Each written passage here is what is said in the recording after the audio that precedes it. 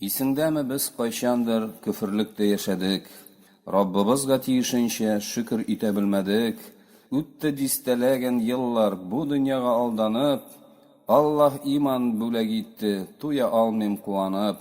Әнкәм өйрәткән дугалар, белмәсәм дә мәгънәсен, Раббым алып атты күздән шөкерсезлек пәрдәсен.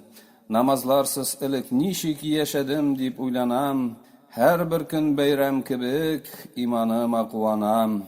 Безнең халык зарланса да, муллыкта яши бирә, әмма меңнән берсе генә Аллаһка шөкер итә.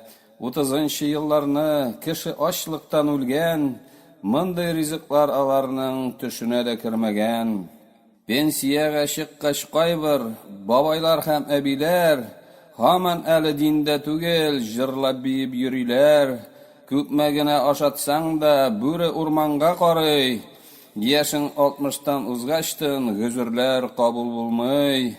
Раббым безләрне чыгарды наданлык сазлыгыннан, һәммәбезне бүләкләде үзенең байлыгыннан.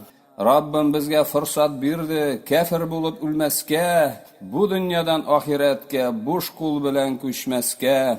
Иман китердек Аллаһның Кур'ан аятларына, шөкер итеп туя алмыйм биргән нигъмәтләренә.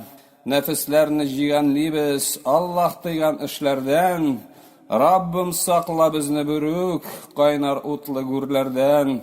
Без кафирләр белән кырыс, әүзара рәхимле, ширк кылудан куркабыз, уттан курыккан төсле.